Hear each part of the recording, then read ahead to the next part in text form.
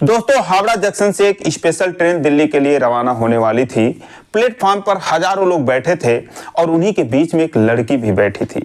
तभी उस लड़की के ऊपर उसके 8 साल पुराने तलाकशुदा पति की नजर पड़ती है। वो उसके करीब आता है और देखने की कोशिश करता है कि अब इसका जीवन साथी कौन है, किसके साथ रह रही है, कहाँ जा रही है।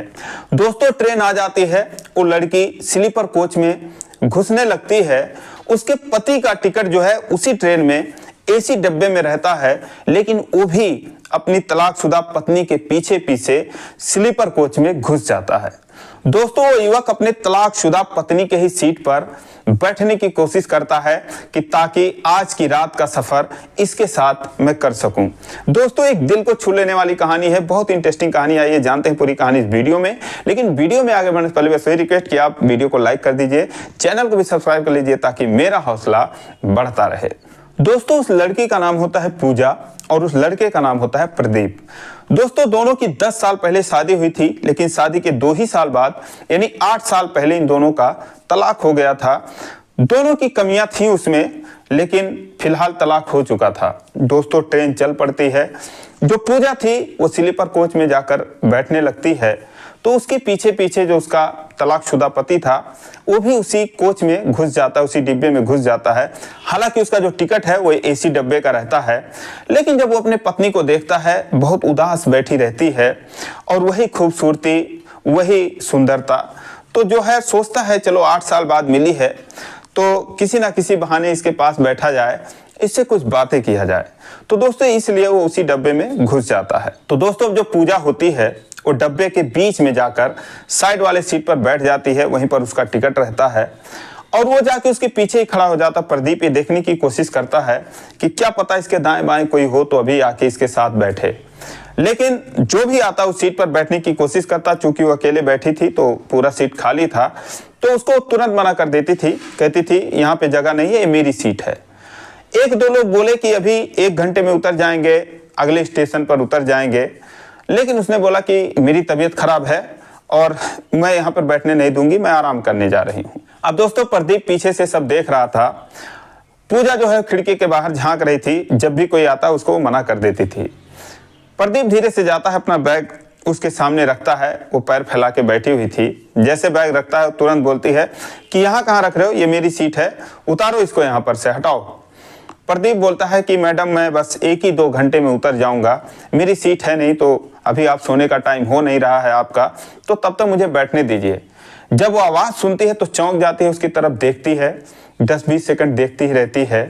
ये उसका तलाकशुदा पति था, वो भी पहचान जाती है और वो अपना पैर समेट लेती है, इशारा करती है बैठ जाओ। अब दोस्तों, दोनों के ही मन में तमाम सारे सवाल उमड़ रहे थे।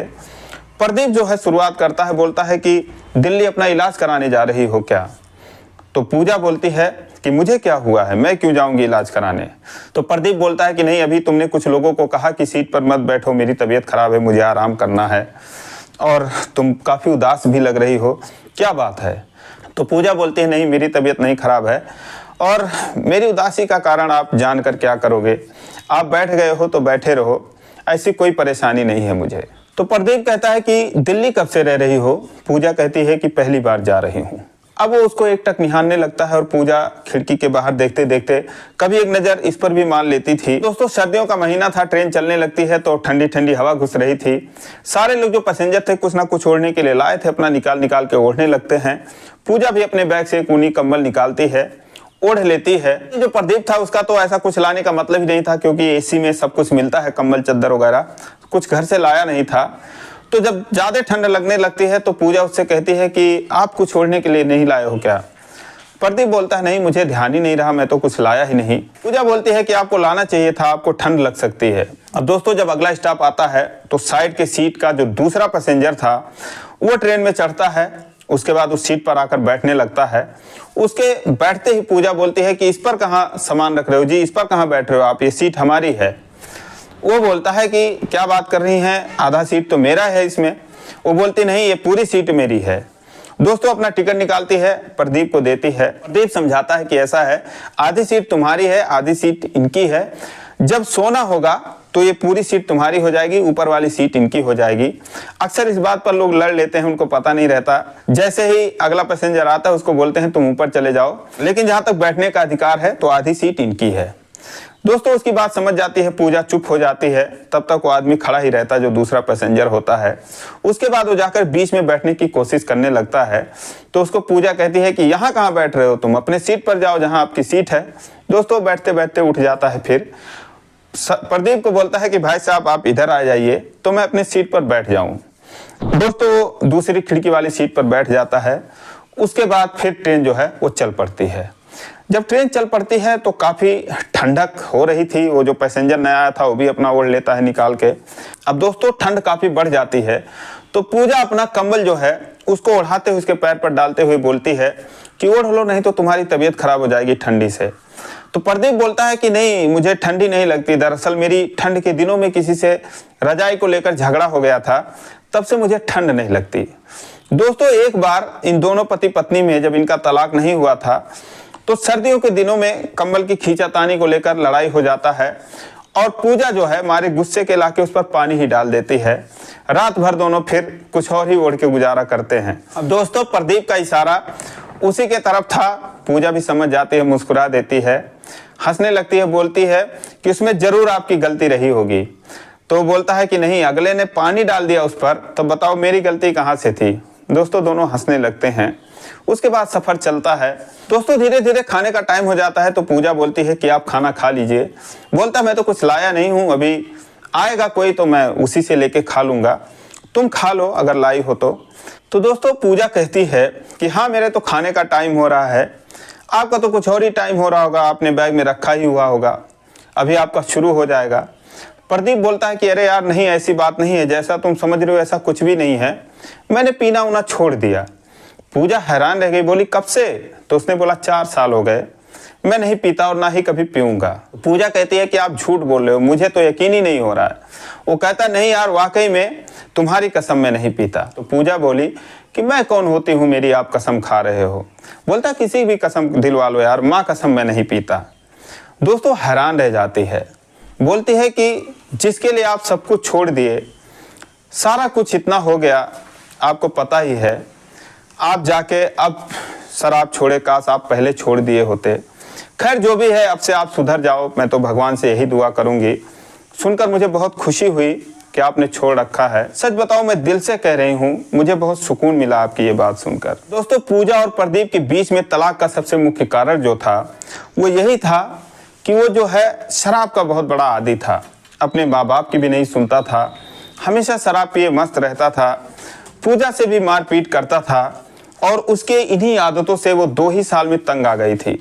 खुद उसके जो सास ससुर थे यानी प्रदीप के जो माता पिता थे उससे यही कहते थे कि बेटा देखो ये तो सुधरेगा नहीं, अगर तुम अपना कहीं और दूसरा देख लो तो शायद तुम्हारी जिंदगी जो है वो कट जाए इसके साथ, ये तो बहुत ही नालायक है, निकम्मा है। दोस्तों बहुत उसको समझाया लोगों ने, हालांकि वो प्रदीप को बहुत चाहती थी लेकिन उसके इसी आदत से वो परेशान रहती थी। अंत में हार मान कर उससे तंग होकर उससे तलाक ले लेती है।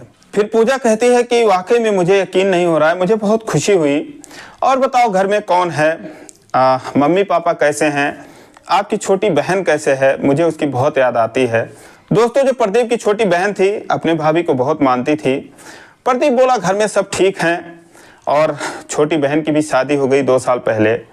फिर उसने बोला कि आपने अपना नहीं किया। फिर उसने कहा नहीं मैंने नहीं किया, गांव में मेरा नाम काफ़ी ख़राब था तो गांव छोड़ के मैं दिल्ली में ही रहता हूं, माँ बाप भी वहीं रहते हैं, लेकिन अब पहाड़ जैसी ज़िंदगी है, कट नहीं रही है, सोच रहा हूं कहीं शादी वगैरह कर लूं। फिर दोस्तों पूजा से पूछता है कि तुमने शादी किया कि नहीं अपना कहीं।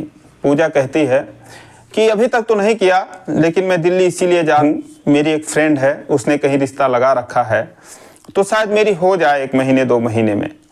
जब ये बात सुनता है तो थोड़ा उदास हो जाता है प्रदीप। फिर वो बोलता है कि अब मैं किसी को परेशान नहीं करता, मैं पीता खाता नहीं, सुधर गया हूँ, कमाने खाने लगा हूँ। उसकी मंशा यही थी कि शायद पूजा बोल दे कि अच्छा ऐसी बात है तो मैं अब आपके साथ रहने के लिए तैयार हूँ। लेकिन पूजा बोली कि चलो अच्छी बात है, मैं भगवान से यही दुआ करूँगी कि आपको सलामत रखें और आप ऐसे ही अपनी आदत को बनाए रखें। अब आप शादी कर लीजिए, कोई भी आपके साथ खुश रह सकती है, उसे कोई परेशानी नहीं होगी। तो भगवान से यही दुआ करूंगी कि आपकी शादी जो है वो जल्दी हो जाए। दोस्तों रात काफ़ी हो गई तो पूजा कहती है कि 2 रोटी लाई हूँ, चलो खा लेते हैं।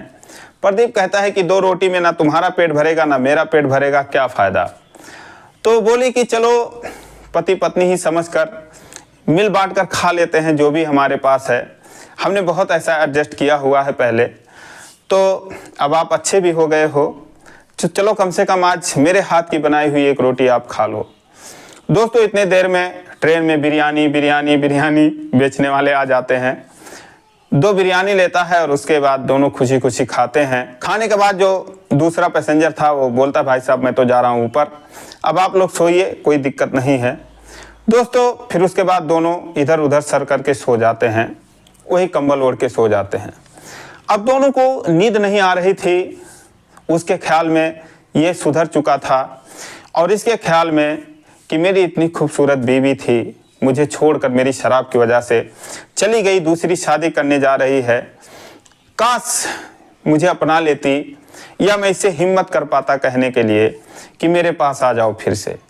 यही दोनों सोच रहे थे, आधी रात से ज़्यादा गुजर गए। तभी जो है पूजा उठती है और कहती है कि आपको सर्दी लग रही है क्या। तो बोलता है कि हाँ लग तो रही है, क्या करूं फिर। तो पूजा अपने बैग से एक मफलर निकालती है और उसके कानों में बांध देती है, बोलती है ठीक से अब सो जाओ आप। दोस्तों सुबह हो जाती है, दोनों चाय पीते हैं, नाश्ता करते हैं। दोस्तों ट्रेन जब नई दिल्ली रेलवे स्टेशन पर पहुंच जाती है, दोनों उतर जाते हैं। प्रदीप जो है उसको मफलर देने लगता है जो उसको दे रखी थी। बोला बहुत अच्छा मफलर तुमने बनाया है, लगता है हाथों का ही बनाया हुआ है, ये तो जेंट्स मफलर है। तो बोली हाँ मैंने उनके लिए बनाया है जिनसे मैं शादी करने जा रही हूँ, आप चाहो तो इसको रख लो, मैं दूसरा बना लूँगी। दोस्तों रख लेता है उसके बैग में, जेब में हाथ डालता है, 2-2.5 हज़ार रुपये उसके जेब में पड़े थे, तो पूजा को देने लगता है कि ये लो रख लो कुछ। पूजा कहती है नहीं इसकी ज़रूरत नहीं है, मेरी एक फ्रेंड आने वाली है और आप पैसे रख लो, इस तरीके से पैसे लेन देन का कोई तुक नहीं बनता है। तो बोलता है चलो मैं छोड़ दूँ तुम्हें जहाँ भी जाना हो। तो बोली नहीं मेरी एक फ्रेंड आ रही है, आप निकलो। दोस्तों इतने में पूजा की फ्रेंड आती है, उसका नाम सरिता होता है। तो बोलते हैं अरे पूजा बता कोई दिक्कत तो नहीं हुई तुझे सफ़र में। तो पूजा बोलती है कि नहीं यार कोई दिक्कत नहीं हुई, लेकिन मैं तुझे क्या बताऊं, मेरा जो तलाकशुदा पति था वो भी भटकते भटकते मेरे ही सीट पे आ गया, टिकट था नहीं। तुझे क्या बताऊं अब सुधर गया है, पीता खाता बिल्कुल नहीं। उसे देखकर मुझे बड़ी दया आ रही थी, वो मुझसे कुछ कहना चाह रहा था लेकिन शायद कह नहीं पाया। और जब वो जाने लगा तो मैं सच बताऊं कि मेरे आंखों से आंसू आ गए उसको जाते हुए देखकर। तो सरिता बोलती हाँ तो अब मरने दे उसको, ज़्यादा दया दिखाने की जरूरत नहीं है। अब उसको समझ में आएगा ना कि तू कितनी सुंदर है। उसको बताया नहीं कि मैं शादी करने जा रही हूँ। तो उसने बोला हाँ मैंने बताया तो दिया उससे कि शादी करने जा रही हूँ, बड़ा उदास लग रहा था वो। तो बोली हाँ अब रहम करने की ज़रूरत नहीं है, चल मैं तेरे लिए जो रिश्ता ढूंढी हूँ उसको देखना, फिर तू खुश हो जाएगी। इतना अच्छा लड़का है वो, कमाने खाने वाला बंदा है, कोई दिक्कत वाली बात नहीं है, कल मेरे साथ चलना। अब दोस्तों सरिता जो है पूजा को अपने रूम पर लेके चली गई। इधर जो प्रदीप अपने घर पे चला गया, उसकी गांधीनगर में जीन्स की फैक्ट्री थी, 30-40 लोग उसमें काम करते थे। अगले दिन प्रदीप अपने फैक्ट्री पर पहुंचता है। दोस्तों उसी फैक्ट्री में जो सरिता थी वो काम करती थी। सरिता उससे आकर बोलती है कि सर वो जो लड़की मैंने आपसे बताया था जिसके बारे में आपसे बात कर रखी थी वो आ गई है, तो आपसे मिलना चाहती है, तो आपसे मिलवा दूं क्या। तो प्रदीप कहता हाँ यार मिलाओ, तुम तो कह रही थी तुम्हारी फ्रेंड बड़ी अच्छी है, बड़ी खूबसूरत है, जरा मैं भी देखूं यार, मुझे तो शादी करनी है, अगर मुझे जमेगी तो कर लूँगा। दोस्तों सरिता आगे आगे आती है, पीछे से पूजा आती है। जैसे कमरे में घुसती है ऑफिस में, प्रदीप उसको देख के चौंक जाता है, बोलता है अरे तुम। तो बोलती है आप। अब दोस्तों प्रदीप उसको देखते ही चौंक जाता है, सरिता से बोलता है सरिता यही है। तो सरिता बोलती हाँ सर यही है। अब दोस्तों प्रदीप जो है वो पूजा से बोलता है कि बिल्कुल कुछ बोलना नहीं है तुम्हें। फिर वो सरिता से बोलता है कि अरे सरिता यार तुम्हारी फ्रेंड तो अच्छी है, लेकिन यार ये तो शादीशुदा लग रही है, तुम तो कह रही थी लड़की कुंवारी है।